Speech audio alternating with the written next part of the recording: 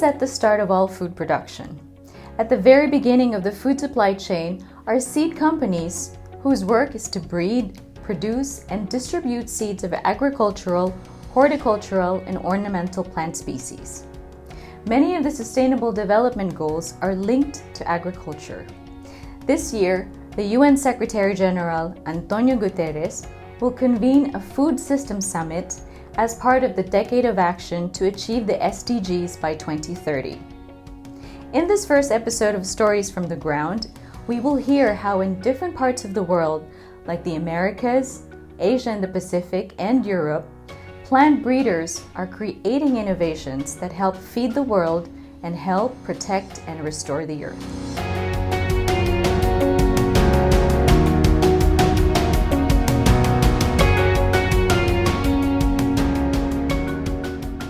Wheat is consumed by 2.5 billion people in 89 countries and is an important source of protein in low and middle income nations. Over the years, breeding of field crops such as wheat has led to substantial improvements in yield, quality of produce, and resistance to disease and abiotic stress. In the German town of Rosenthal, plant breeders of Limagran are at work improving wheat varieties. My name is Johannes Schacht. I'm a wheat breeder for Limagrain exactly since 20 years this year. And I'm responsible for the Limagrain wheat breeding in Central Europe. In wheat breeding, we have to work on more than 35 individual traits and have to try to combine them in the best possible way. And a lot of these traits are really classical traits, like the agronomic traits. So in Central Europe, we need a certain degree of winter hardiness. We need straw stiffness, so the variety should not lodge. And also we need earliness of the varieties with regards to their phenotypic development. Secondly, it's diseases, and since decades, breeders have increased disease resistance in wheat. That is mostly rusts, yellow rust, brown rust, stem rust. It's leaf septoria, it's fusarium, it's mildew, and some minor diseases. In Europe, we produce a lot of wheat, especially bread wheat for export. So these wheat varieties need to match the certifications of the industry, and there's more than a handful of those specifications. And last but not least, probably for the farmers, the most important trait is grain yield. And it's not only to make the crop economically of value for the farmers, which grow our varieties, but also we have the challenge that we need to feed the world and to meet the global demand on bread wheat. In Europe, in principle, we live in very good agricultural conditions. So I think one thing we have to do, we have to keep the yields stable and on a high level in Europe. But the wheat consumption to feed the world, of course, includes other continents. So Limagrain has wheat breeding programs on almost all continents now. We have various breeding programs in the Northern Americas, but also in the Southern Americas. We are breeding in Australia, where there's also a lot of heat and drought. And we are also breeding in the Mediterranean, so from Spain to Turkey.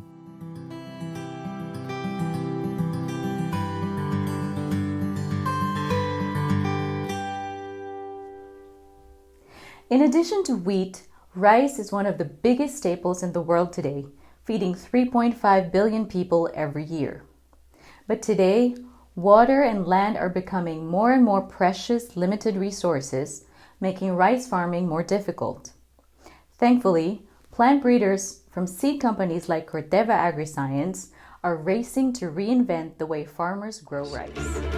Traditional rice farming is becoming unsustainable. Direct seeded rice is a viable alternate rice farming solution. Worldwide, rice is majorly grown with transplanting method, which consumes a lot of water. As a result, water table is going down. It negatively impacts soil quality, greenhouse gases emission, methane emission happens. In direct seeded rice, rice is cultivated without flooding. farmers can grow rice directly in his main field. So that ultimately lead to less consumption of water and less methane emission. That is the need of the day. It helps not only farmer, it's a positive impact on climate. 5 पुश्तों से हमारे परिवार की खेती हो रही है। जो हमको जानकारी है, जैसे बाबा से हमने देखा, पिताजी को देखा, फिर हम खुद कर रहे हैं। मेरे बच्चे भी इसी लगे हुए हैं। हमारी हमेशा सोच रही है कि नई नई चीज़ें हम खोजते रहते हैं। DSR विधि से मतलब पलेवा नहीं करना पड़ रहा है, जिससे मिट्टी हमारी सेफ रहती है। पानी की बचत हो रही है। पर्यावरण के लिए भी बेहतर है साहब। We really need to think about agriculture differently so that we have less impact on the environment, but we can still feed all of the people on the planet. Direct-seeded rice is a very exciting part of our future. आज की खेती जो है, अगर हम नई technology से चलें, तो खेती से अच्छा व्यापार नहीं है, जो मेरी समझ है, जो हमने अर्न किया है इधर साल 2 सालों में।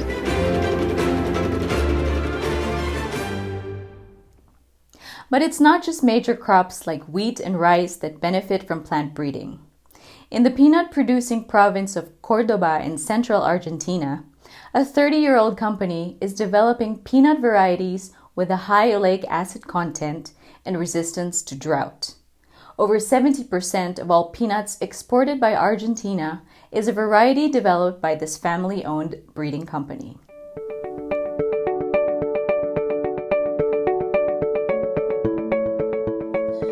Mi nombre es Sara Suave y soy hija del fundador de Criadero El Carmen, y junto a mi padre, Juan Suave, nos dedicamos a hacer mejoramiento genético en maní.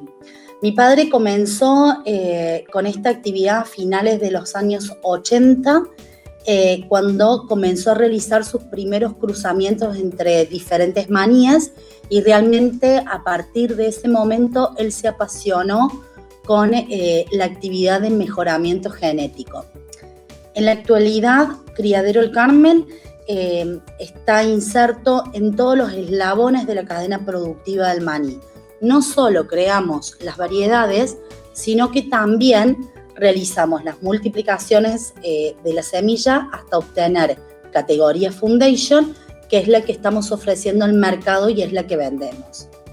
Es importante destacar que el maní es un alimento que se puede consumir directamente. Por lo tanto, cuando nosotros nos planteamos nuestros objetivos de mejoramiento, siempre tenemos que tener en cuenta 2 partes. Una es pensar en el productor, que es el que lo siembra. Por lo tanto, debemos estar pensando en materiales que sean de alto rendimiento, con resistencias a enfermedades, entre otros. Y otra es pensando en el futuro consumidor, ¿sí?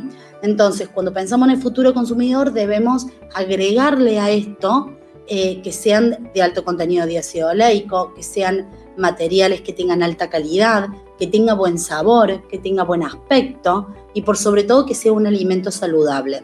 La principal variedad y el principal logro que tuvo Criadero El Carmen fue en el año 2003, cuando mi padre lanza al mercado la variedad Gran Oleico, que fue la primera de alto contenido de ácido oleico que tenía la Argentina, y esto hizo que Argentina pasara a ser el principal exportador mundial de maníes alto oleico y de alta calidad.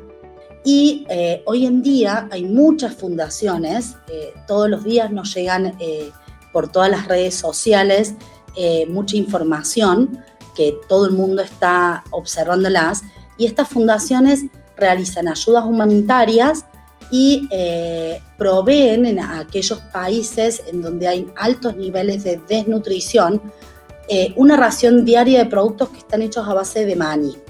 Por ejemplo, a base de manteca de maní hay muchas barras de cereales, y esto, las proveen y ayuda a la alimentación de su población, principalmente dándosela a los niños que están en pleno crecimiento. Podemos decir, o nosotros decimos aquí en la Argentina, que realmente el maní es un superalimento. Por lo tanto, a nosotros como criadero, a Criadero El Carmen realmente le complace poner su granito de arena apostando al mejoramiento de este cultivo.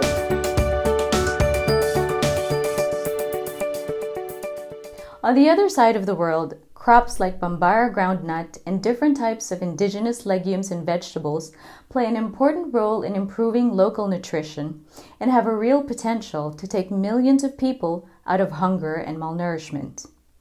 In Indonesia, Nepal, and Ethiopia, volunteers from Plant Breeders Without Borders have initiated a program to increase the production of underutilized but highly nutritious crops. Hello, my name's Anthony Ledden. I'm the founder of Plant Breeders Without Borders.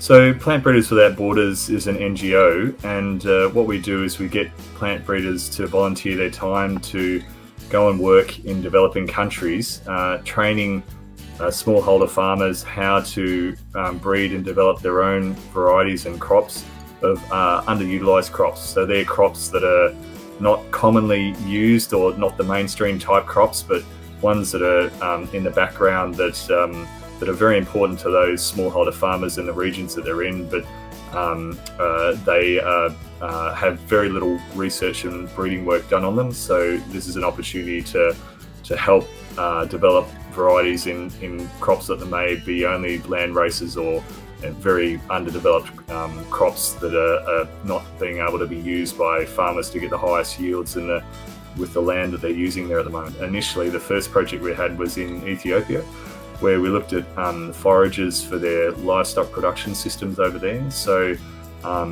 specifically dairying, which was really expanding and growing in Ethiopia. So they were really looking for forages to help feed their cattle and dairy market. So they usually just fed teff, straw, to their livestock, and they were finding that wasn't sufficient enough to be able to give them all the nutritional needs that they needed to produce milk. And so there was quite a strong interest in forage species like oats and alfalfa or lucerne, all those sorts of different crops, so that farmers could grow their own seed and then produce their own varieties in that space. So that was our first pilot project in Ethiopia, and Indonesia was a country where we looked at using a crop called bambara groundnut. And bambara groundnut I classify as a climate change super crop.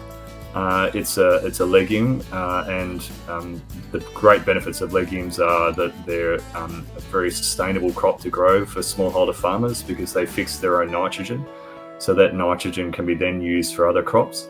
And so we focused on this in Indonesia, and one of the benefits of using legumes as well is the nutrition that brings into the diets of poorer people in the community. So having higher levels of protein, which we get out of legumes, means that the nutrition of their younger infants, when they're fed crops like bambara groundnut, is much greater improved, because the protein that they need in their bodies to help them grow is readily utilised from these legumes, and bambara groundnut is one of them.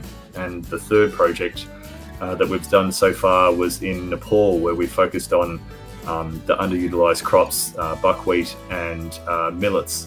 So they were really important in their space because buckwheat's used as a good control for weeds in organic farming systems, and also millet is quite important in their diets, especially for nutrition of younger infants and that as well, because it's very high in the ability to produce malt, and it's just behind barley in its ability to do that. So in a tropical country like Nepal it's great to be able to have a crop that's so good for infant nutrition that can produce a lot of that malt in that situation. So they were the two major crops that we focused on in that space in Nepal.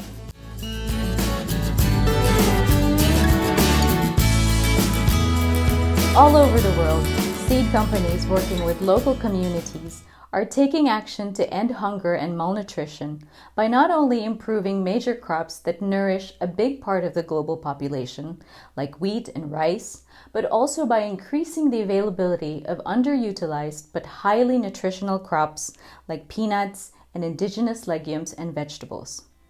Together, seed companies contribute to providing the input that farmers need to grow food and to keep our diverse populations nourished.